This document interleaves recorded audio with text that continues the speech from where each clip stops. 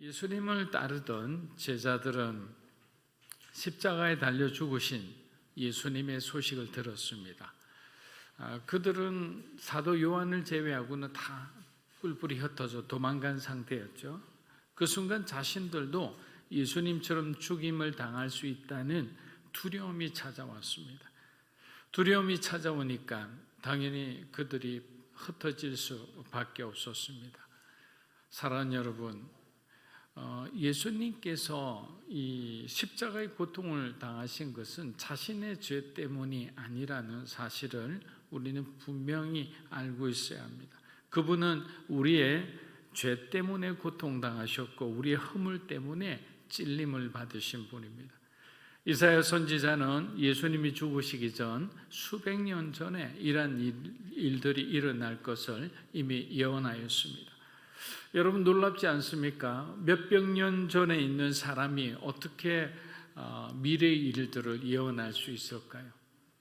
하나님께서 이사야에게 감동을 주셔서 미래의 일을 보여주시지 않았다면 그러한 일을 알 수가 없죠.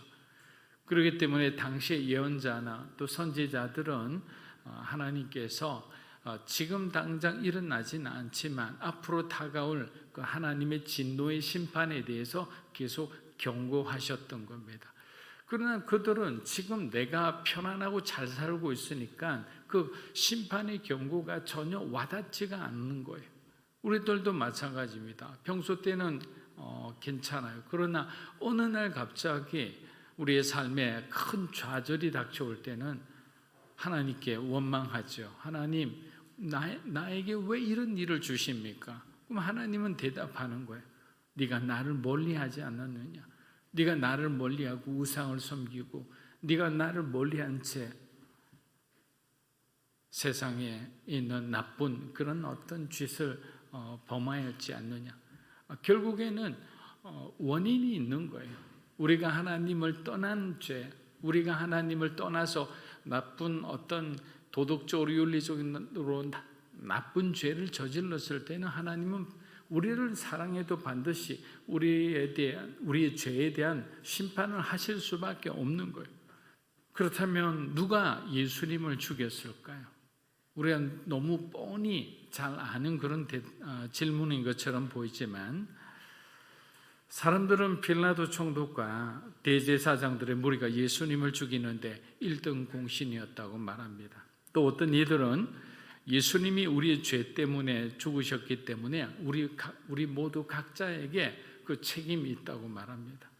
그러나 이사야서를 보면 유대인들이 아닌 바로 하나님께서 예수님을 찢으시고 때리시고 고통 가운데 이렇게 고통을 가운데 거하게 하신 것을 알 수 있습니다.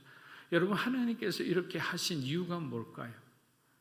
바로 우리들의 죄를 위해서 예수님이 화목의 제물이 되어야 했기 때문이에요. 좀 더 알기 쉽게 설명해 드리면 제가 죄를 범했어요. 그러나 저는 스스로 나의 죄를 씻을 수 있는 능력도 없고 또 어떤 고난도 없어요.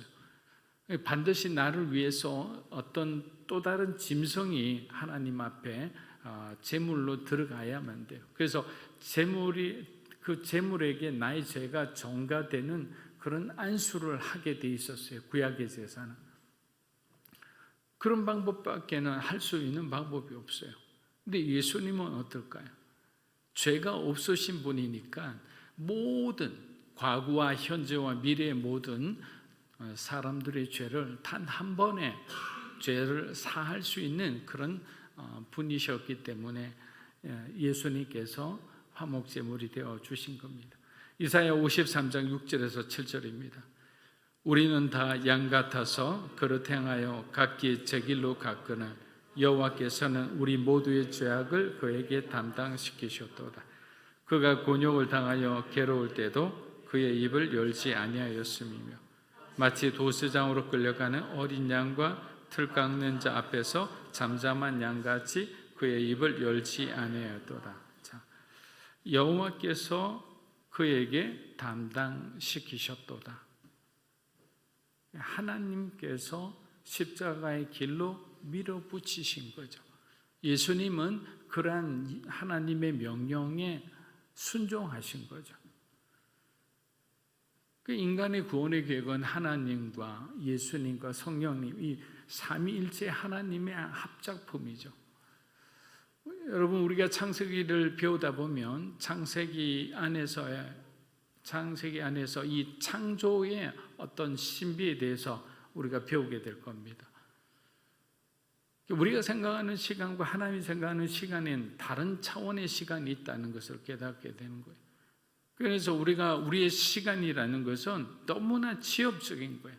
너무나 평면적인 거예요. 그래, 하나님의 시간은 정말 3차원, 4차원이죠. 우리가 보지 않는 부분도 하나님은 다 보고 계시기 때문에 하나님의 시간은 표와 나의 시간표가 다를 수밖에 없어요. 왜 여러분 등 뒤에서 뭐가 오는 거 우리가 보입니까? 하나님은 너의 등 뒤를 공격하는 무언가가 있을 거라는 걸 알고 계시니까 우리가 등장하는 시간을 조금 더 늦추기도 하죠. 사랑하는 여러분, 오순절 성령의 역사는 주님의 십자가의 죽음과 부활이 있었기 때문에 가능한 거죠. 그 주님의 죽음과 부활이 없다면 오순절 성령 강림은 불필요한 거잖아요. 그렇게 고난받으신 예수님을 제대로 우리가 알지 못하면 하나님에 대해 오해하기가 쉬워요. 그래서 삶의 어려움이 닥쳐올 때 우리는 제일 먼저 이 모든 과정을 통과하신 우리의 삶의 이유가 되신 예수님을 우리는 또 올려야 되는 거예요. 예수님이라면 지금 내가 겪고 있는 이 문제를 어떻게 생각하실까? 예수님의 그 답을 우리가 구하는 삶이 사실은 가장 지혜로운 삶이죠. 나의 감정과 생각을 앞세우기보다 주님의 관점으로 보려고 애를 쓰는 사람이 되어야 한다는 거죠. 그리고 조용히 예수님의 그 사랑과 겸손과 그리고 그 순종을 우리가 한번 묵상해 보세요. 결국 손해보고 양보하고 희생하는 삶이 그리스도께서 걸어가신 삶이라는 것을 우리가 알게 될 겁니다. 그 길은 거칠고 험하고 좁은 길이었지만 영원한 생명으로 가는 길이었어요. 그래서 우리가 예수님을 묵상하면 손해보는 듯하지만 손해보지 않아요. 왜? 하나님께서 더 큰 축복을 해주시기 때문이에요. 지금 당장 내가 양보하고 손해보고 희생하는 것은 내 인생의 마이너스처럼 보이지만 하나님께서 마이너스 위로 올라와서 딱 하나 걸쳐준 플러스 되잖아요. 그래서 하나님이 하시는 역사는 마이너스인 듯 보이지만 플러스 인생이 된다는 거예요. 그것은 어떻게 시작될 수 있죠? 우리가 예수님의 삶을 묵상해 볼 때, 예수님의 삶을 의미해 볼 때, 그 안에서 바로 길을 찰 수 있다는 겁니다. 예수님과 공생의 3년 동안 동고동락하며 함께 지낸 제자들은 주님이 승천하신 후 그들의 마음속은 허전할 수밖에 없습니다. 뭔가 무력감과 상실감을 느낄 수 있죠. 일반 지도자가 없어도 뭔가 그 자리에 공백이 있는데 예수님이잖아요. 그리고 3년 동안 지금까지 단 한 번도 그냥 헤어짐이 없이 같이 지금 오고 있는데, 하지만 베드로를 중심으로 한 다락방 공동체는 예수님의 약속이 이루어지기를 기다리며 한 마음으로 기도하기 시작했습니다. 여러분, 이 에클레시아 모인다는 것은 굉장히 중요합니다. 여러분의 가정이 하나로 모이면 놀라운 변화가 일어나기 시작할 거예요. 믿음으로 사는 교회가 정말 어떤 교회가 하나의 목표를 삼고 나아가는데 여러분들이 최선을 다해 모여주기만 한다면 그 교회는 부흥할 수밖에 없죠. 그런데 뭔가를 하려고 하면 동서남북 다 흩어져 보세요. 무슨 일을 할 수 있겠어요? 120명의 이 제자들도 동서남북 흩어지지 않고 말씀에 의지하여 그들은 하나님의 뜻을 따랐던 거예요. 어느 날 불의 혀같이 갈라지는 성령의 기름 부음을 받은 제자들은 점점 변화되기 시작했습니다. 예전에 세상을 두려워하고 주님을 부인하던 모습은 사라지고 주의 사도로서의 담대한 제자들의 모습만 남았습니다. 그리고 인간적인 시각에서 바라보던 그 모든 일들을 성경의 배움에서 나온 그 지식과 하나님의 관점에서 바라보기 시작했다는 거예요. 여러분들이 성경을 계속 공부하고 또 말씀을 또 묵상하면서 하나님과 친밀한 교제를 하게 되면 무엇을 얻게 됩니까? 우리가 하나님의 주신 안경을 쓰게 되는 거예요. 우리가 어디서 구해서 선글라스를 끼게 되면 어느 순간에 그 모든 세상은 어둡게 변할 수밖에 없잖아요. 근데 하나님 주신 안경을 쓰게 되면 모든 것이 하나님의 관점에서 보이니까 우리가 불행이라고 했던 것이 갑자기 안경 속에서는 행복이다 이렇게 이야기하는 거예요. 여기는 절망이라고 적혀 있는데 안경을 쓰니까 희망이라고 얘기하는 거예요. 사랑하는 여러분, 우리가 어떤 우리 인생의 문제들을 어떤 예단하거나 그냥 미리 뭔가 이렇게 규정해서는 안 되는 거예요. 끊임없이 하나님 어떤 마음으로 어떤 관점에서 보아야 됩니까? 하나님은 이 상황을 뭐라고 말씀하십니까? 희망입니까? 절망입니까? 절망이라면 내가 무엇을 해야 됩니까? 주님의 도대로 우리가 갈 수 있도록 가르쳐 주십시오. 그렇게 우리가 해야 되는 거예요. 사도행전 2장 14절입니다. 베드로가 11사도와 함께 서서 소리를 높여 이르되 유대인들과 예루살렘에 사는 모든 사람들아, 자, 오늘은 전체적으로 베드로의 설교라고 여러분들이 생각해 주면 좋습니다. 성령으로 충만해진 베드로는 오순절 절기를 지키러 각처에서 온 그 많은 군중들을 향해서 복음을 전하기 시작했습니다. 그는 요엘 선지자와 다윗의 예언을 인용하면서 성경 중심의 설교를 하였고 예수님을 죽인 자들의 죄를 책망하였고 부활하신 주님을 증거하며 사람들에게 회개를 촉구하였습니다. 사도행전 2장 22에서 24절입니다. 이스라엘 사람들아 이 말을 들으라. 너희도 아는 바와 같이 하나님께서 나사렛 예수로 큰 권능과 기사와 표적을 너희 가운데서 베푸사 너희 앞에서 그를 증거하시 그가 하나님께서 정하신 뜻과 미리 아신 너희가 법 없는 자들의 손을 빌려 못 박아 죽였으나 하나님께서 그를 사망의 고통에서 포로 살리셨으니 이는 그가 사망에 매여 있을 수 없었습니다. 예수님이 부활하셨다는 베드로의 설교를 듣고 예수님의 죽음에 직접적으로 관여한 자들이나 간접적으로 방관한 자들이 얼마나 두려워했을까요? 이들 중 많은 이들이 양심의 가책을 느끼고 회개하게 된 것은 성령님께서 예루살렘에 모인 그 사람들에게 은혜를 부어주신 거예요. 말씀을 듣는 자리에 모이기만 해도 은혜 받는 거예요. 그래서 예전에 우리가 그런 말을 하잖아요. 성령 충만한 사람, 믿음 좋은 사람하고 친구하라고. 그 친구 따라가면 그 친구 받는 은혜를 너도 받게 될 것이라고. 그런데 전혀 예수 믿지 않고 불신앙하고 행실이 나쁜 그런 친구들을 사귀게 되면 그 친구들의 어떤 스타일을 나도 배우게 되는 거예요. 베드로의 설교를 들으러 수많은 사람들이 나왔어요. 집안에서 그냥 들으면서 그냥 이 마음이 악한 사람들은 또 나가지도 않아요. 그런 사람도 은혜를 받지도 못해요. 그러나 나갔을 때, 은혜의 자리에 나갔을 때 사람이 변화된다는 것입니다. 사랑하는 여러분, 스티브 퍼틱이라는 목사님은 이런 상황을 갖고 뭐라고 얘기했느냐면, 여러분 제발 하나님을 바꾸려 하지 마세요. 왜 자꾸 하나님을 바꾸려 하세요? 내가 바뀌도록 기도하세요.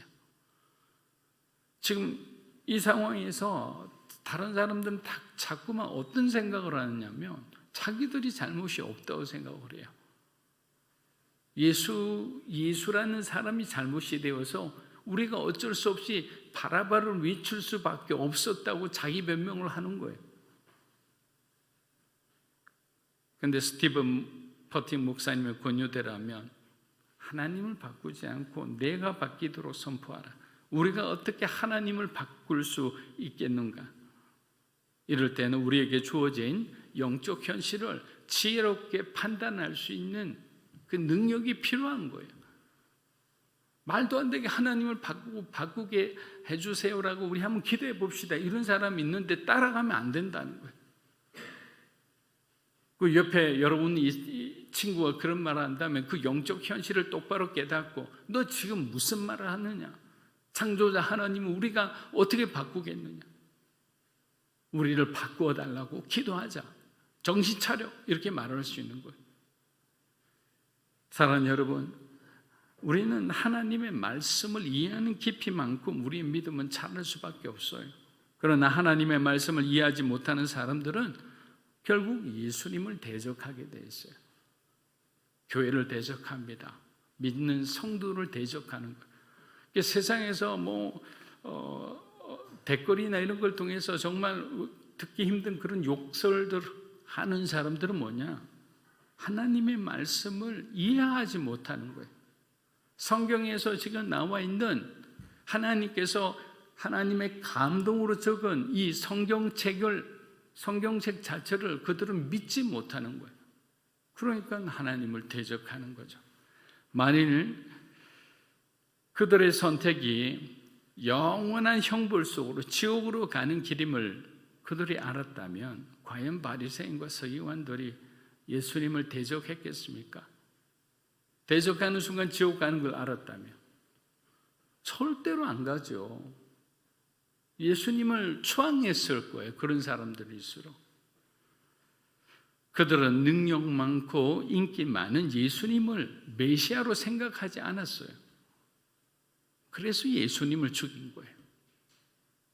여러분, 우리가 믿는 예수 그리스도, 또 우리를 인도하시는 성령 하나님을 우리가 대적하면 우리는 주님을 언제든지 십자가에 못 박을 준비가 되어 있는 그런 죄성을 가진 사람들임을 우리가 알아야 되는 거예요.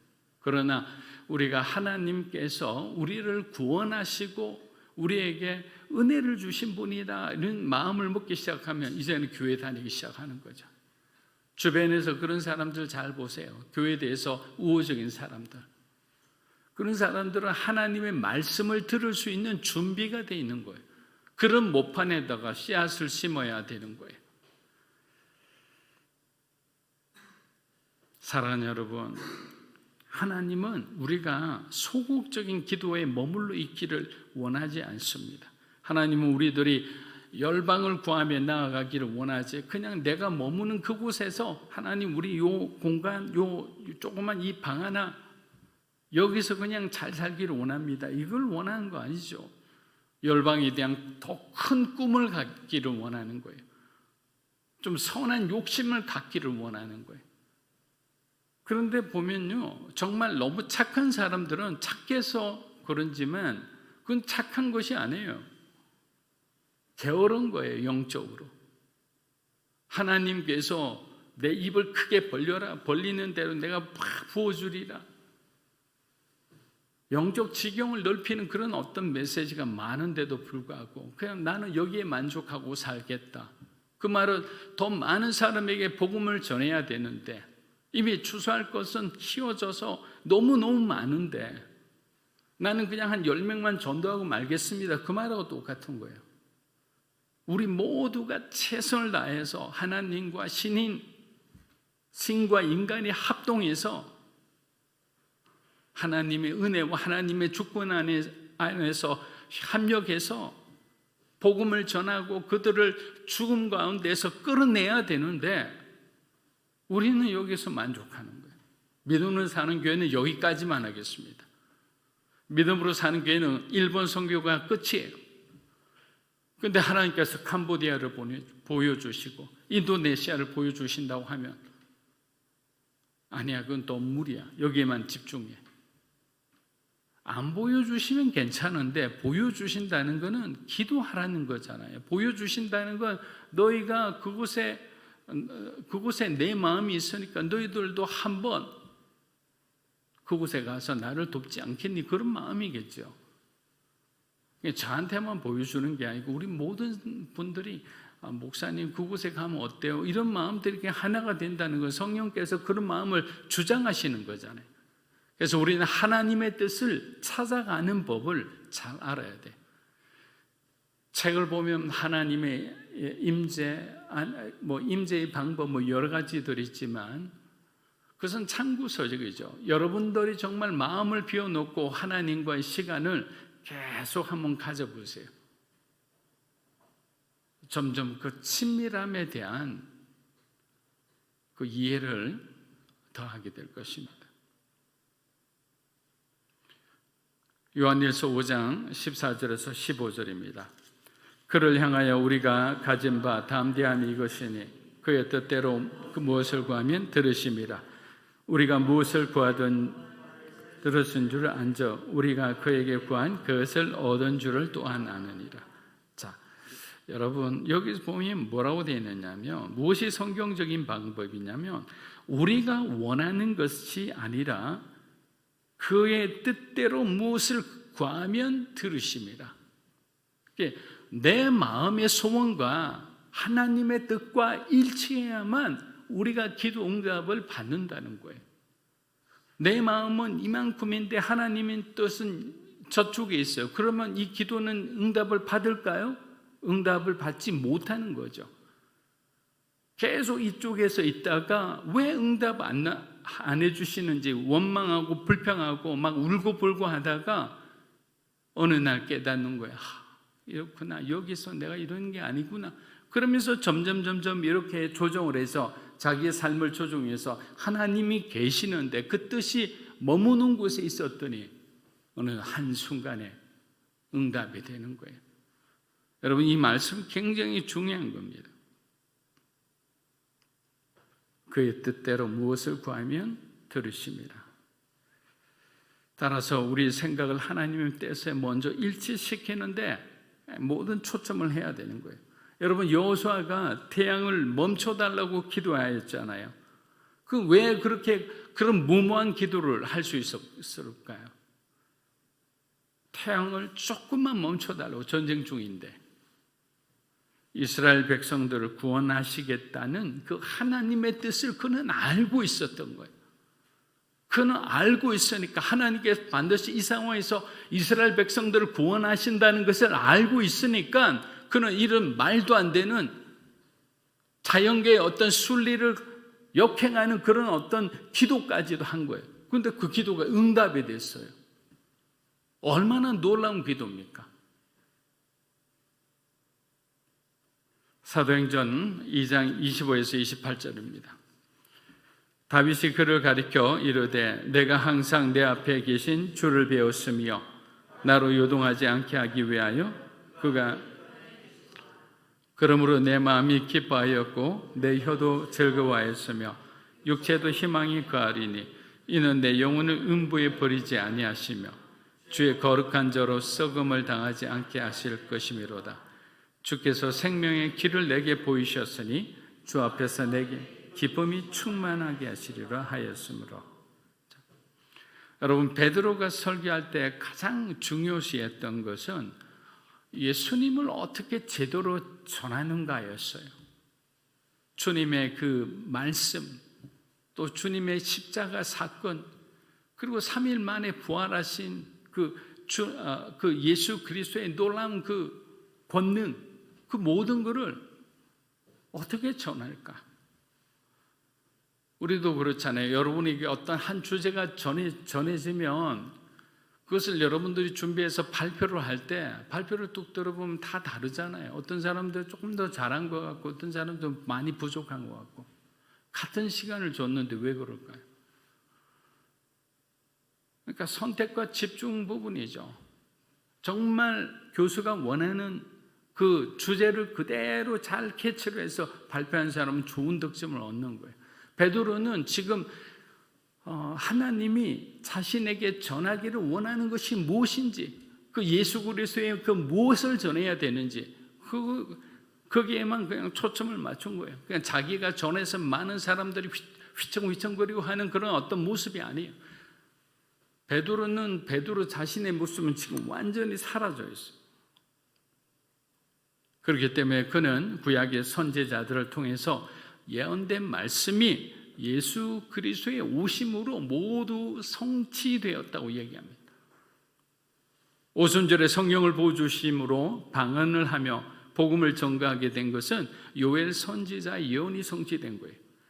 사도행전 2장 27절 28절은 우리가 방금 읽은 28절은 그리스도의 죽음과 부활에 대한 바로 시편 16편에 나오는 다윗의 예언이 성취된 거예요. 여러분, 1000년 전에 사람이 어떻게 메시아의 고난과 죽음을 예언할 수 있겠습니까? 불가능하죠. 하나님께서 지금 모든 상황을 개입하고 계시다는 거예요. 사도행전 2장 32에서 33절입니다. 이 예수를 하나님이 살리신지라 우리가 이 일의 증인이로다. 하나님이 오른손으로 예수를 높이시매 그가 약속하신 성령을 아버지께 받아서 너희가 보고 듣는 이것을 부어주셨느니라. 자, 베드로의 설교 중 가장 중요한 말씀이 33절입니다. 하나님이 오른손으로 예수를 높이시매 그가 약속하신 성령을 아버지께서 받아서 너희가 보고 듣는 이것을 부어주셨느니라. 자, 여러분, 하나님의 권능의 오른손으로 예수님을 높이셨다는 것은 하나님께서 사망의 권세를 깨뜨리시고 예수 그리스도를 부활시키셔서 승리의 메시아로, 부활의 구주로, 다시 오실 주님으로, 그러니까 각각의 역할의 모든 것을 다 살려주신 거예요. 회복시켜 주신 거예요. 부활 사건이 일어나자 얼마 후 오순절 성령 강림이 일어난 이유를 33절에 잘 설명이 되어 있습니다. 부활하신 주님은 하나님 우편 보좌 옆에 계셨는데 하나님이 성령님을 예수님께 보내주신 거예요. 자, 예수님은 받아서 그 성령님을 어떻게 됩니까? 다시 제자들에게 보내주셨어요. 이게 오순절 사건이에요.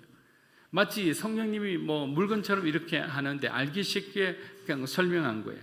그냥 역할을 교대하는 장면이다. 베드로 설교의 마무리는 너희가 죽인 예수를, 너희가 못 박은 예수를 하나님은 주와 그리스도가 되게 하셨다라는 겁니다. 그런데 이 말씀이 불덩어리가 되어 말씀을 듣는 모든 사람들의 마음에 찔림이 있게 한 겁니다. 여러분, 말씀을 들을 때 그것이 풀이 되어서 내 마음속에 들어와서 그냥 잠을 못 자는 경우가 있어요. 그래서 우리가 회개할 때가 있어요. 또 그래서 하나님 앞에 헌신할 때가 있어요. 정말 스쳐 지나가면서 들었던 그 말씀인데 평소 내가 묵상하고 있던 것들, 내가 고민하고 있던 그 말씀들이 어느 순간 말씀이 전해졌을 때 정말 내 안에 불덩어리가 돼서 모든 내 영혼을 다 태우는 거예요.